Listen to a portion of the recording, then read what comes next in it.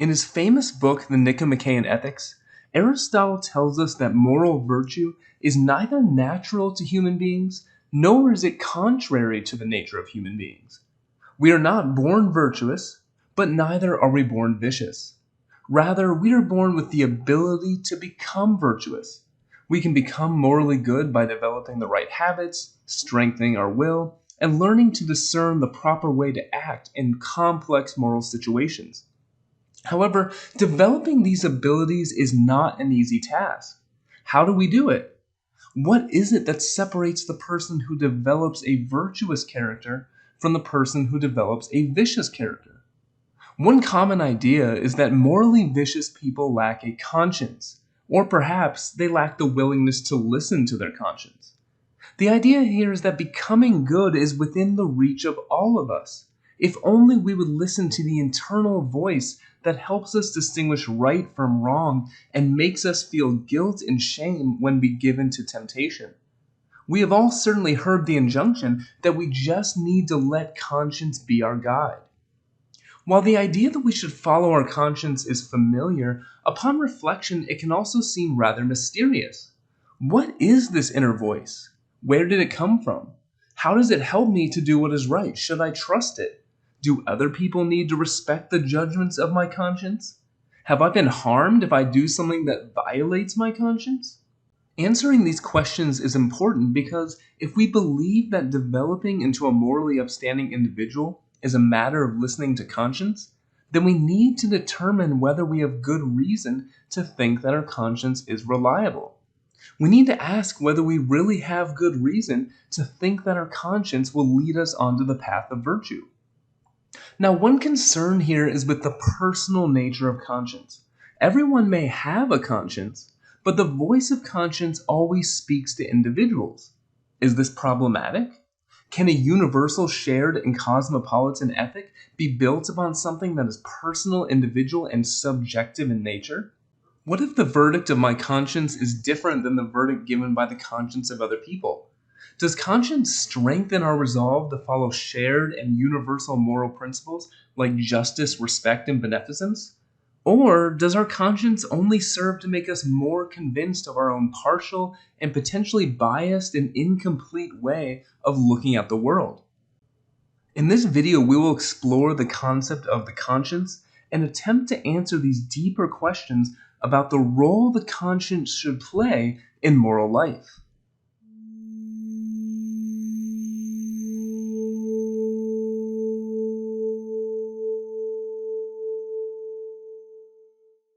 One famous instance of an appeal to conscience, which is discussed by Newton in the text, comes to us from the ancient Greek philosopher Socrates.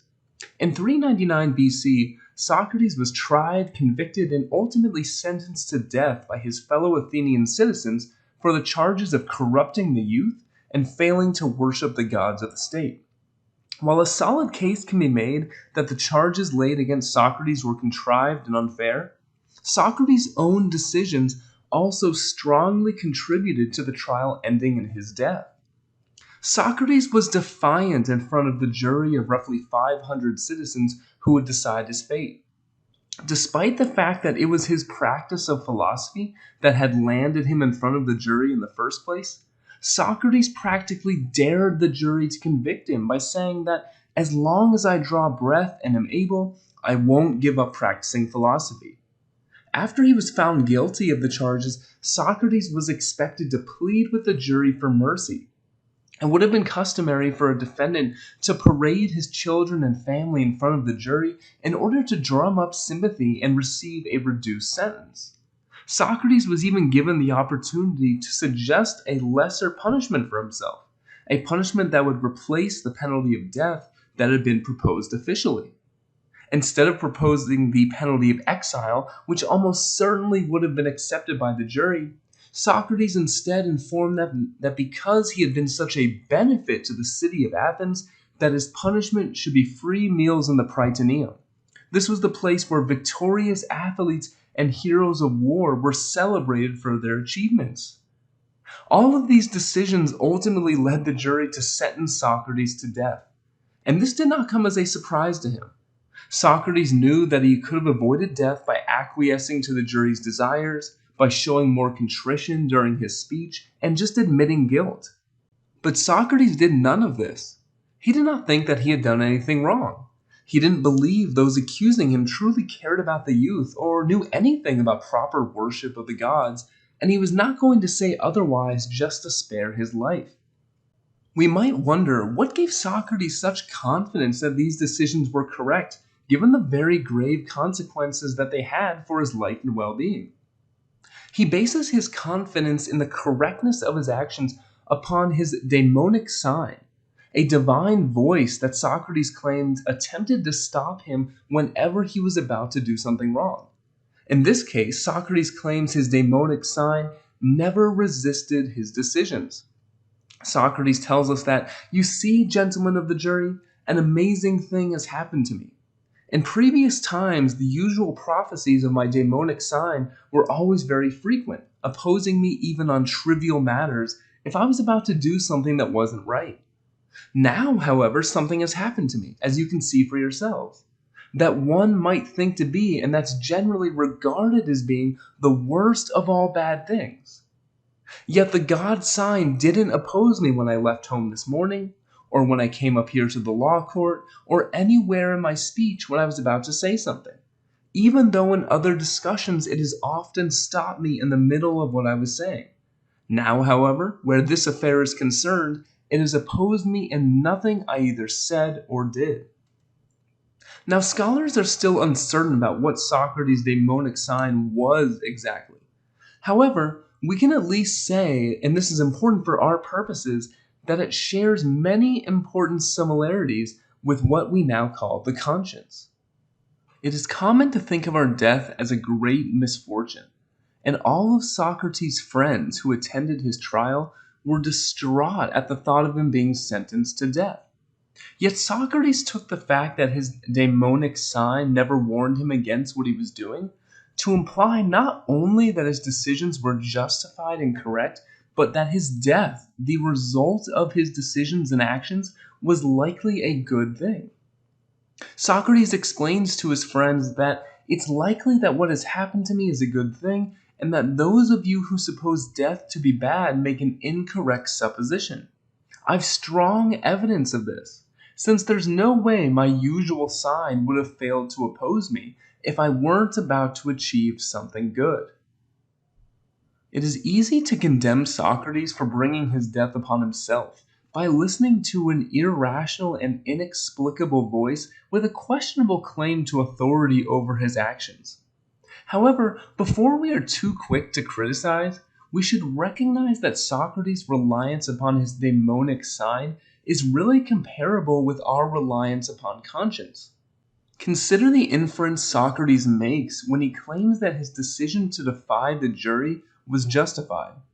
Because Socrates' daimonic sign did not oppose him in any of his decisions, it therefore follows that those decisions are justified, even if those decisions led to his death. Socrates treats his daimonic sign as an authority capable of clearly seeing right from wrong and even the most complex and difficult moral choices. His daimonic sign is a voice that is to be obediently followed, not a voice that is to be critically questioned. Isn't this precisely the idea behind the injunction to always let our conscience be our guide? Of course, we might wonder, is it wise to lend such authority to our conscience? The average person will probably tell you she has felt the voice of conscience at some point, but will likely be unable to tell you what it is or where it comes from with any real confidence. Should we trust the commands of this inner voice that we can neither understand nor truly explain? In order to answer that question, we first need a more detailed account of what the conscience is and where it comes from.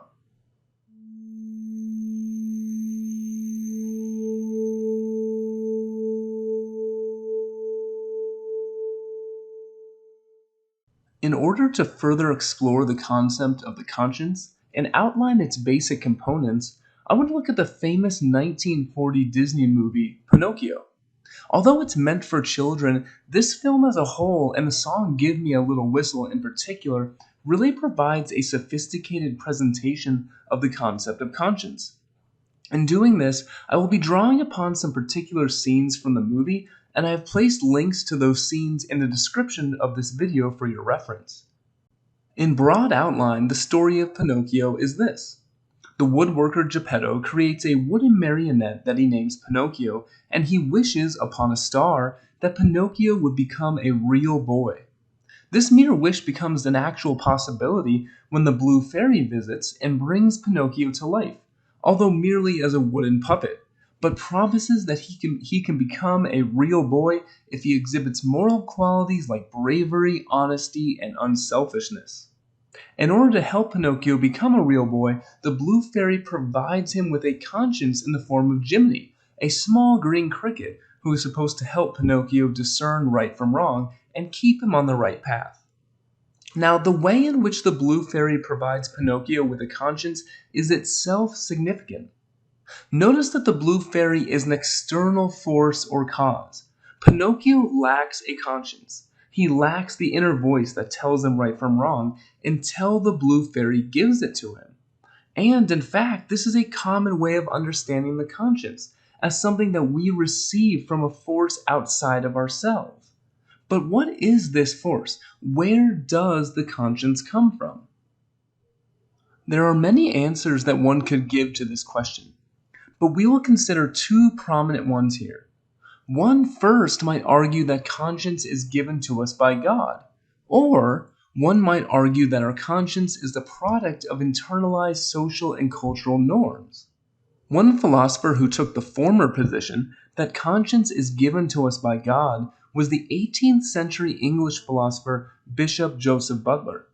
Butler argued that conscience is, quote, our natural guide given to us by the author of our nature to show us the way we should walk.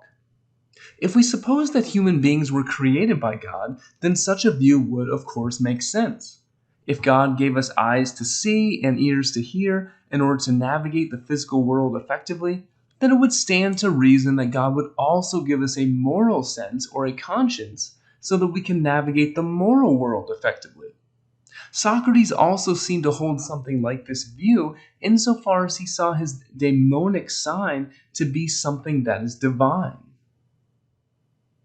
For a representative of the latter view, that conscience is the product of the internalization of social and cultural norms, we can consider the work of the 20th century psychologist Sigmund Freud. This requires saying something about Freud's view of the human psyche. Freud's theory has many complexities that I can't fully do justice to here. However, a broad outline of Freud's theory should suffice for our purposes. Freud saw the human psyche as composed of three different elements: the ego, the superego, and the id. The ego is what we might most readily identify as being us, as being who we are. And its job is to negotiate between three different influences. As Freud tells us, the poor ego has still a harder time of it. It has to serve three harsh masters, and it has to do its best to reconcile the claims and demands of all three. The three tyrants are the external world, the superego, and the id. The external world makes various demands on us that must be met. At the most basic level, we need food, water, shelter, and the resources necessary to require all these things. To take one clear example, the external world in contemporary society demands that we get a job so that we have money to buy the things we need. However, the necessity of material existence is not the only influence the ego needs to contend with. The ego must also deal with the id, which is the psychic force that drives us to pursue immediate pleasure without consideration of further consequences. Now, we can easily see how this tendency might be at odds with, for example, the external world's demand that we find employment. Sharpening up one's resume, filling out applications, and sitting for interviews is significantly less pleasurable than drinking, sex, and watching Netflix.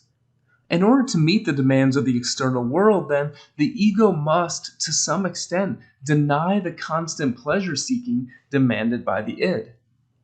Yet, not even this exhausts the demands placed upon the ego.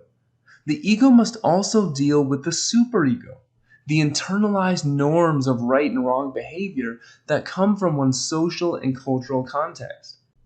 It might seem that the superego presents less of an obstacle to meeting the demands of the external world than the id, but there is plenty of room for conflict here as well.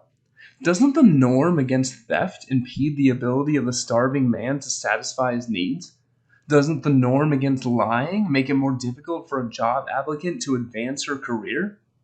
Ultimately, the ego is what emerges through the negotiation of the id and superego in an attempt to meet the practical needs of life. What is important for our purpose here is that, to speak somewhat imprecisely, the superego can be identified with the conscience. Consider Freud's description of the superego. The ego's every movement is watched by the severe superego, which holds up certain norms of behavior without regard to any difficulties coming from the id and the external world. And if these norms are not acted up to, it punishes the ego with feelings of tension, which manifest themselves as a sense of inferiority and guilt. When the ego is forced to acknowledge its weakness, it breaks out into anxiety.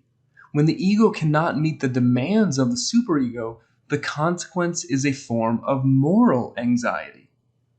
Notice how many elements of Freud's description match with our ordinary notion of conscience. The superego watches over our behavior, passes judgment on us, and when we act incorrectly, makes us feel anxious, inferior, and guilty. Notice how commonly we say that our conscience eats at us when we do something wrong. That right there is the voice of guilt. Of course, unlike Butler, Freud does not believe that the superego comes from God. For better or for worse, the superego comes from the behavioral norms that happen to be accepted in our society and culture. Whether these norms are rational and reasonable, or pointless and oppressive, the superego will castigate us for breaking them all the same. If that is the case, then a Freudian view in which conscience is the product of prevailing social and cultural norms would lend itself to greater skepticism about whether we should always really follow our conscience. Why treat our conscience with absolute authority if it's possible that it might merely express the irrational prejudices of our particular time and place? Importantly, we don't see any such skepticism about conscience in the Pinocchio movie. Notice that the blue fairy tells Pinocchio to always let your conscience be your guide. The word always suggests that it would be appropriate for Pinocchio to treat Jiminy Cricket with the same authority that Socrates gave to his daimonic sign.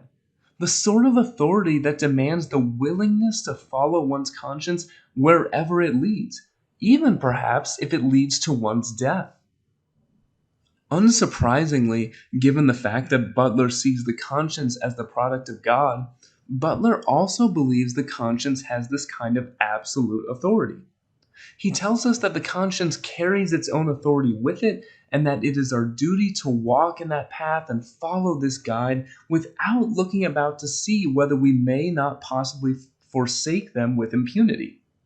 We might question whether we are hearing the voice of conscience clearly, or we might worry we are deceiving ourselves about what our conscience is telling us so that we can justify doing what we want.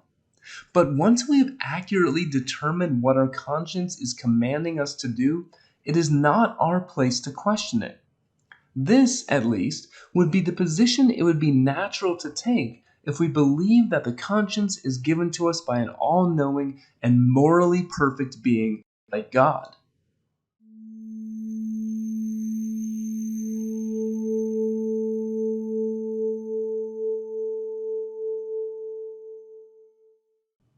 It is significant that in the Pinocchio story, the blue fairy does not just tell Pinocchio that he needs to listen to his conscience in order to do what is right.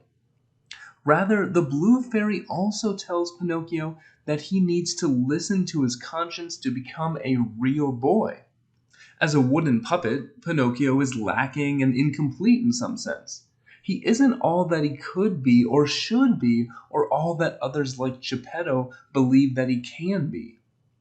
This can serve as a metaphor for our own process of development. In order to mature, one must develop not just physically and cognitively, but morally as well.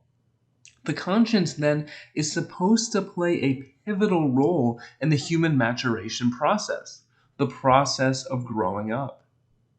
And if the conscience is a reliable and authoritative guide to proper moral action, then it should be no surprise that it would also be the primary means by which we engage in moral development and inculcate virtue. This is reflected in the fact that Pinocchio is excited by the thought of becoming a real boy, but dismayed because he does not know how to tell the difference between right and wrong. "How will I know?" asks Pinocchio. The answer, of course, is that Pinocchio just needs to listen to his conscience. Notice how Jiminy Cricket makes this point with exasperation. A conscience is that still small voice people won't listen to. That's the trouble with the world today. The world's problems and moral failings may seem insurmountable and complex and difficult, but if we believe Jiminy Cricket, the solution is actually rather simple. Just listen to conscience. If the world's problems are a product of our moral immaturity, then we can solve those problems by listening to the internal voice that helps us avoid the temptations of our immature youth. And in order to strengthen Pinocchio's resolve, Jiminy reminds him of his desired goal. You want to be a real boy, don't you? To Jiminy's delight, Pinocchio expresses the desire to do what is right and to take steps toward moral maturation. "I'm going to do right," Pinocchio exclaims. Further, Jiminy encourages Pinocchio to take comfort in the fact that while doing the right thing can be difficult, his conscience will always be right by his side. Whenever he needs his conscience, all he needs to do is whistle. To some extent, the idea that the conscience is something we actively call upon or consult, that it is something we call upon by metaphorically giving a little whistle, may seem only half true. As stated previously, the voice of conscience often involuntarily eats at us, even if we don't want it to, when we do something wrong. Later in the movie, for instance, we see Jiminy Cricket become angry with Pinocchio for following the nefarious Lampwick to Pleasure Island, a land of irresponsibility, vice, and moral immaturity. However, I think the broader point can still remain. What we see here is an optimistic view of the possibility of moral development. Doing what is right is hard. There will be many temptations along the way, and our tendency to slide into moral immaturity will always be there. However, because we have a conscience, we have the tool we need to overcome these obstacles. Becoming a morally good person requires no special knowledge or insight. It really requires only the willingness to listen to our conscience and the ability to keep our thoughts focused on the goal of moral maturation, or as Pinocchio sees it, the goal of becoming a real boy. How exactly does the conscience help us on the path of moral development and maturation? Well, what is it that prevents us from doing what's right? Here we can recall to ourselves the distinction between moral dilemmas and ethical dilemmas. In a moral dilemma, we know what the right thing to do is, but we cannot make ourselves do it. We know, for instance, that it would be wrong to lie, but we cannot help ourselves because we believe doing so will gain us more money or popularity, or maybe just help us to avoid a difficult situation. In this case, the obstacle in our way is temptation. Our temptation to do what feels good or is easy or convenient in that moment. In an ethical dilemma, however, we may not know what the right thing to do is. This is because there are many competing ethical values and it is not clear what should be done. For example, maybe we cannot be honest without hurting someone's feelings. Or maybe we cannot feed our family without stealing another person's property. Or maybe we feel we can only protect someone from harming themselves by violating their personal autonomy. In this case, we might say the problem is ignorance. The problem is a lack of knowledge as to what should be done. In one of the more entertaining portions of Pinocchio, which I will definitely not do full justice to here by reading it, Jiminy tells Pinocchio about the obstacles that lie ahead in his quest to become a real boy. Jiminy Cricket tells Pinocchio, "All right, sit down, son. Now you see the world is full of temptations." Temptations? Yep, temptations. They're the wrong things that seem right at the time, but even though the right things may seem wrong sometimes the wrong things may be the right thing at the wrong time, or vice versa. Do you understand? Here we see Jiminy point to both temptation and ignorance as pitfalls in his quest for moral maturation. At times, he is saying that Pinocchio will be tempted to do what he knows is wrong. At other times, Pinocchio will be genuinely uncertain about what the right thing to do is. And I think the brilliance of this little exchange is that we should also notice here how what Jiminy says provides a sophisticated account of how temptation and ignorance can shade into one another and create real confusion. Even Jiminy himself seems a little confused. What I mean is that there are cases where temptation can be a cause of ignorance by causing us to deceive ourselves about what we know to be wrong. We know it is wrong to steal money from someone's wallet, and then when they ask if we know where the money went, to claim we have no idea where it is. But if we are tempted to do this, then maybe we might begin to rationalize our action. We might say, well, it wasn't that much money, or, he hasn't always been so nice to me in the past, or I think I will put that money to better use than he would have. Our desire for money might cause us to think in ways that make what we know to be wrong appear to be good and right. This will be clear to us if we were honest with ourselves, but temptation has a funny way of preventing us from seeing things clearly. In the lyrics of the song Give a Little Whistle, Jiminy again emphasizes how conscience is a remedy for both ignorance and temptation. We should give a little whistle both when we don't know right from wrong, meaning that we have a lack of knowledge, as well as when we meet temptation and the urge is very strong, meaning we are having trouble staying properly motivated in the face of temptation. Each of these obstacles can be surmounted by careful attention to our conscience. We should notice here just how much it is claimed that the conscience can do. The conscience never succumbs to any temptation. Perhaps more incredibly, the conscience can see through even the trickiest ethical dilemmas with infallibility and omniscience. No ethical problem is too difficult or intractable for the conscience.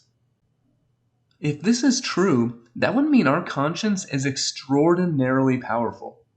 Is this a credible claim? Should we be skeptical about this? Should we trust that an inexplicable inner voice can be a perfect moral guide and have perfect moral knowledge? We will need to keep these questions in mind as we proceed.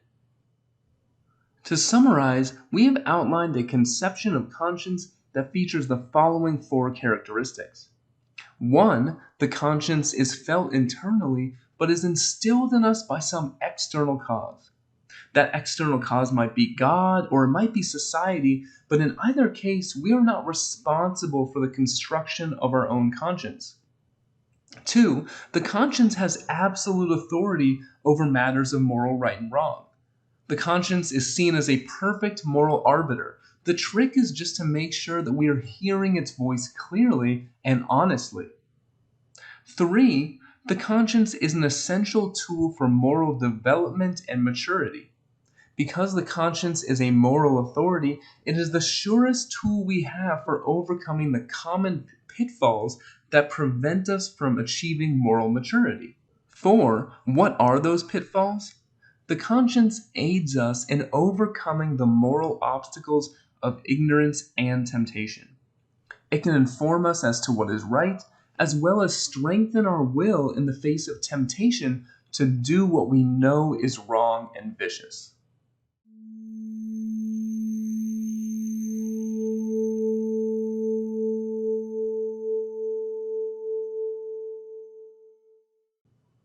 We now have a better sense of what is meant by the conscience. So, should we trust the conscience? Is it a good moral guide? Newton identifies three limitations of Socrates' daimonic sign, which consequently would also be limitations of the conscience and might constitute reasons for why the conscience is insufficient as a guide to moral action. I will consider each of these in reverse order. So, Newton tells us first that the conscience only operates negatively. It merely tells us what not to do instead of telling us what we should do or providing a positive vision for how to live a good human life. We might say the conscience tells us what not to do, but it doesn't tell us more broadly how we should live or what kind of person we should become. Socrates himself said this about his daimonic sign. It only ever opposed him in actions he considered taking or was about to take. Now, I would agree that this is a limitation. However, it does not seem to fundamentally undermine the ability of our conscience to serve as a moral guide. If we know that there is some action that we should not perform, then there are many things we can infer to be true about how to live properly. For example, if our conscience continually urges us not to lie, or if it eats at us when we don't stand up for those who can't defend themselves, then we would be able to conclude from this that honesty and courage are important moral virtues that we should put effort into developing and inculcating into our character. The case of Socrates is also an example of this point. His conscience never rebelled against him in any of the decisions that he made which led to his death. From this he concluded that his death was not something bad, and perhaps that death in general is not as bad as human beings typically make it out to be. So what this means is that positive knowledge about how to live a good human life can be gained from our conscience, even if all our conscience does is tell us what not to do. Newton also points out how the commands of conscience only apply to single acts or courses of action. The conscience does not give us direct information about the rules that should guide our conduct. It always tells us something about the specific action that we are considering performing in that specific moment. The conscience tells us, don't steal that, don't lie to your friend, don't cheat on the exam, etc. Now, is this a problem? To some extent, I think it is. The conscience informs us of what not to do, much in the way that a parent tells a very young child what not to do. When a parent tells a child to not steal a toy from another child, then depending on the child's age, that admonishment may or may not come with an explanation of why the toy should not be stolen. In many cases, the child will simply be told that she needs to share, and there will be some sort of consequence, whether positive or negative, that's meant to reinforce the correct behavior. But until the child reaches a certain age, the child can learn what not to do, but may not necessarily be able to understand why it is wrong to do those things. Now, the conscience seems to operate in a very similar fashion. The conscience helps clarify our moral confusion and is supposed to stop us from doing what is wrong, but it does not give us any insight into why what we are about to do is wrong. It just gives us an immediate feeling of unease in response to the proposed action. In this way, Newton points out that it operates like an alarm bell emotion. It makes us have an immediate negative reaction toward the thought of theft or lying or cheating, but does not inform us about why these things are wrong. For this reason, the conscience may be able to serve as the origin of moral learning. It is a good starting point. But it does not seem that someone could reach full moral maturity merely by listening to one's conscience. Doesn't the morally mature person not only know what is right or wrong, but also know why those things are right or wrong?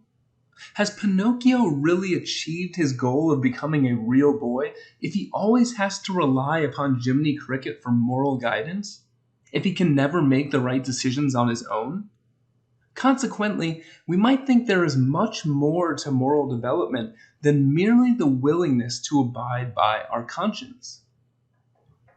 However, I think the most serious limitation of the conscience is the first one that Newton mentions. She points out that Socrates' Daimonic sign issues commands only to Socrates, not to all the world. Although everyone might have a conscience, the voice of conscience speaks directly to individuals. It is a private, subjective inner voice that others are not privileged to. If that is the case, then we might wonder, can the conscience serve as the basis for a public and shared morality? Can something that is individual to each of us provide the basis for norms that are supposed to apply to everyone? Questions like this are central in controversies that involve what is known as conscientious objection. In broad terms, we can understand conscientious objection as the following. Conscientious objection occurs when a person refuses to perform some action that they would otherwise be required to perform because performing the action would violate their conscience. The classic example of conscientious objection has to do with the draft in times of war. If the government institutes a draft, then citizens can be selected against their will to serve in the military. In some cases, a person might object to this either because they believe that the use of military force in general is wrong, or because they believe it is wrong in this particular instance. In doing so, the person will be requesting an exemption from a rule that applies to everyone else because complying with that rule by, in this case, fighting in a war, would violate their conscience. The same controversy crops up in other areas as well. The philosopher John Corvino gives the following description of Kim Davis, a county clerk who refused to issue marriage licenses to same-sex couples in 2015. Kim Davis is a Rowan County, Kentucky clerk who was jailed for 5 days in September 2015 after refusing to obey a federal district court order to issue marriage licenses to same-sex couples or to allow her deputy clerks to do so, claiming she was acting under God's authority. After she was jailed, deputy clerks began issuing the licenses. 2 months later, Kentucky Governor Matt Bevin issued an executive order eliminating the requirement that the clerks' names appear on them. Those who defended Davis compared her stance to that of those who objected to being drafted into military service on the grounds of conscientious objection. The claim Davis makes here is that she would be subject to undue harm if she was forced to violate her conscience by issuing marriage licenses to same-sex couples. Cases of conscientious objection pose difficult and important philosophical questions. On the one hand, we do think it is important that people have integrity and the willingness to stand for what they believe in. On the other hand, a public morality or even a public system of laws requires that the same principles apply to everyone equally. There seems to be a tension, then, between the private demands of conscience and the public demands of society. The question, then, is how do we resolve this tension? Should exemptions be granted to people that relieve them of duties they would otherwise have had merely on the basis of a violation of conscience? Here I want to consider an argument that would hold that there are no legitimate grounds or only very rarely legitimate grounds for conscientious objection. I call this argument the argument from competent disagreement. This argument has two premises, P1 and P2, which are supposed to demonstrate why the conclusion C is true. Let's consider each of these premises separately. So premise 1, if the conscience of all competent judges does not give the same verdict on action A, then without some external criteria for reliable conscience, nobody can have any reason to think appealing to their own conscience about A will be any more reliable than appealing to anyone else's conscience about A. So notice that P1 imagines a situation in which there is disagreement about the issue at hand, whether that issue is the ethics of war or the ethics of same-sex marriage or anything else. It is an issue where the conscience of different people says different things. Furthermore, it is not just disagreement among anyone, but disagreement among competent judges. What do I mean by a competent judge? I simply mean someone who is in a position to give a credible judgment on the topic. Someone who is fully informed about all the relevant facts of the situation, is morally sensitive to the different stakeholders and moral values, whose judgment is not clouded by bias or impaired by drunkenness, etc. In general, someone we would think is qualified to give an opinion on the topic. The idea behind P1 is that if the consciences of these competent judges do not give them the same result on some question, then we have no reason to think that our own personal conscience is necessarily correct and reliable. Someone has to be wrong on the topic, and for all we know, we could be the one who is incorrect. Without some external criteria that tells us whose conscience is correct, whose conscience is reliable, it would be biased and rash to simply assume that we are the ones with the reliable conscience. So now let's consider P2. P2 states the following. If nobody can have any reason to think that appealing to their own conscience will be more reliable than appealing to anyone else's conscience, which is the point that was established in the first premise, then there is no legitimate basis for refusing to perform A on the grounds of conscientious objection. So what is the reasoning or justification here?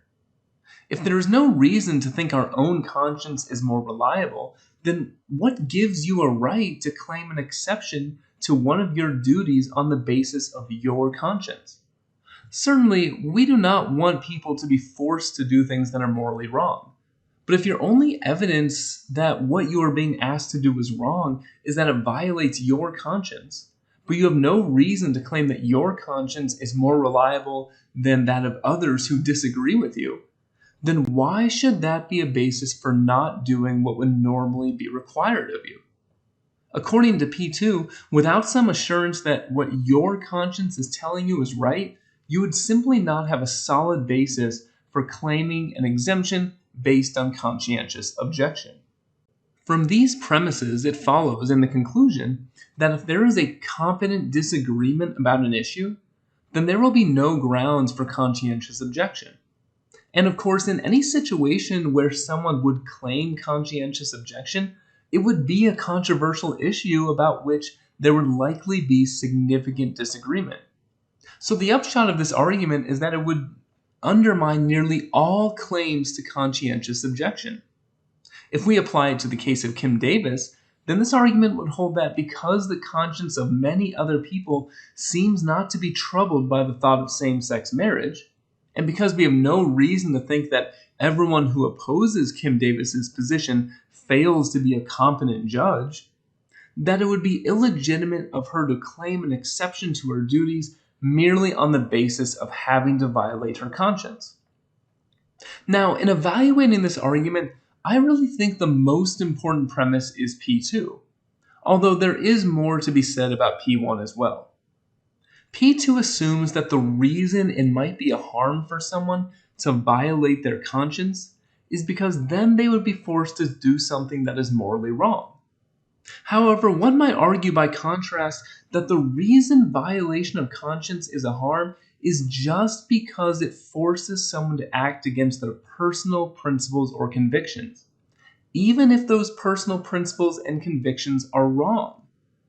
Someone could argue that even if the pacifist is wrong about the ethics of warfare, or even if Kim Davis is wrong about the ethics of homosexuality and marriage, that these individuals are harmed merely because they are being forced to violate their own personal conscience, their own personal beliefs, and their own conception of right and wrong. So which of these views is right? Does our conscience have to be correct for violating it to matter? Or do we suffer a serious harm merely when we are required to do something that we believe, correctly or incorrectly, is morally wrong?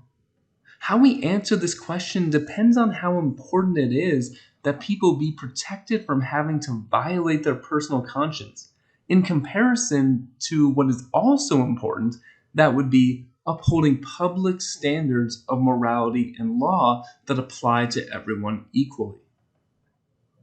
No matter what we think about the argument I just outlined, or what we might think about any specific case of conscientious objection, The preceding points demonstrate something important about the role that conscience can and should play in the moral life. By its very nature, the conscience is something private and personal. The sort of moral reflection it encourages is introspective. We are encouraged to look inside ourselves and promise that we can access moral wisdom if only we are able to hear the voice of conscience clearly. But ethical principles are supposed to apply to everyone, and they are not supposed to be grounded upon the authority of any particular individual. They're supposed to be the product of rational reflection upon how we should live our lives. Notice how, for all their disagreements, the main moral philosophers we have discussed in class all held that right and wrong is determined by applying some abstract, general, and universal principles that transcend the opinions and feelings of any one person. John Stuart Mill held that the morally right action is determined by what creates the greatest happiness for the greatest number of people. Immanuel Kant held that we should only act in ways it would be acceptable for everyone to act, without making any exceptions for ourselves. And Aristotle thought that the proper human life is one in which we attempt to develop the virtues, such as honesty, temperance, and courage, that constitute excellence for all human beings. In addition, in this chapter, Newton discusses the work of the psychologist Lawrence Kohlberg, who saw the pinnacle of moral development as our ability to understand universal principles like human rights, justice, and equality. None of these thinkers saw ethics as being based upon the authority of a subjective inner voice. In their own way, the theories of each of these thinkers support moral cosmopolitanism and see the task of moral development as one of getting outside of ourselves, of getting outside of a narrow focus on our own interests and desires, as well as getting outside of the tendency to think that complex moral questions can be answered merely by consulting our personal feelings. For this reason, while letting our conscience be our guide may be a good first step on the path of moral development, the conscience alone may not be enough for us to reach full moral maturity.